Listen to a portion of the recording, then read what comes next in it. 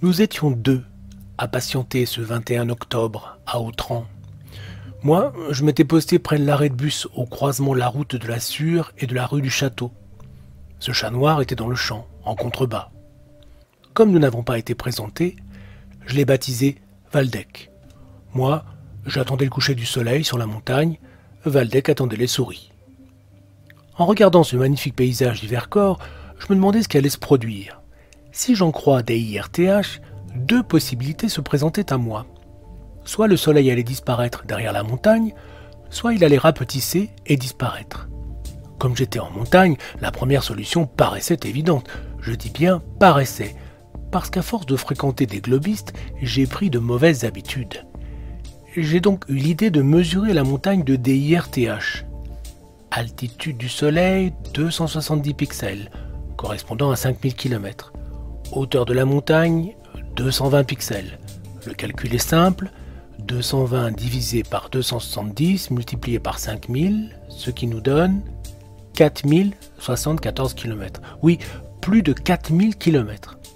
Eh bien moi, j'ai bien cherché, mais je n'ai pas trouvé, même dans le Vercors, de montagne haute de 4000 km. Je me suis donc rabattu sur la deuxième solution.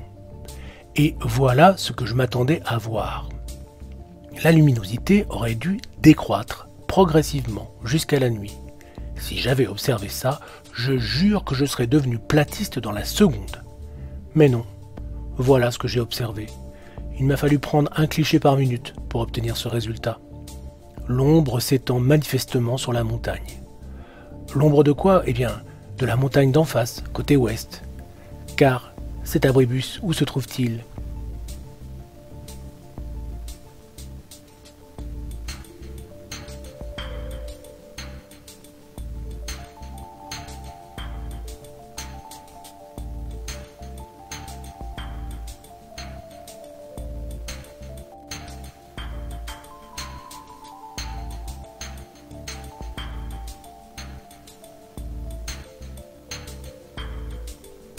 Ici, entre ces deux montagnes, qui en fait n'en sont qu'une et qui forment une sorte de cuvette.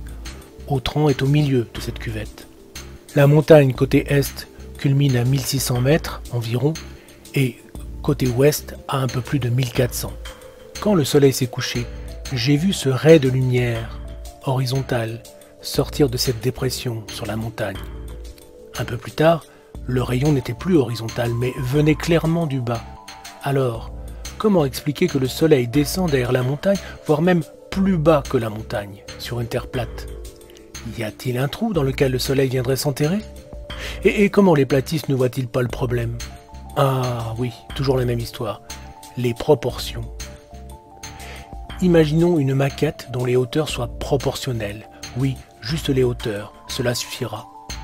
Si le soleil est 50 cm au-dessus de ma maquette, correspondant à 5000 km sur la terre plate, à quelle hauteur culmineront mes montagnes en carton? À 5 cm? 5 mm?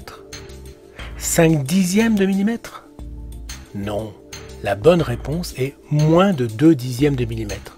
De plus, Autran n'est pas au niveau de la mer, donc le chiffre est encore plus petit.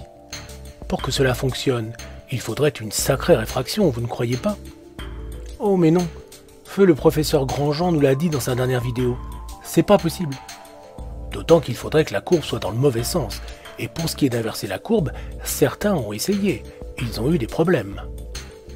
Là où DIRTH a raison, c'est qu'effectivement, les rayons du soleil, le soir, ont une plus grande épaisseur d'atmosphère à traverser. Et donc, ils rougissent. Il suffit de comparer deux photos de la montagne à deux moments différents. Au coucher, elle apparaît rougie. Donc, je ne suis pas devenu platiste. La prochaine fois, peut-être. Et Valdec, me demanderez-vous, que lui est-il arrivé? Eh bien, quand je suis parti, il n'avait rien attrapé.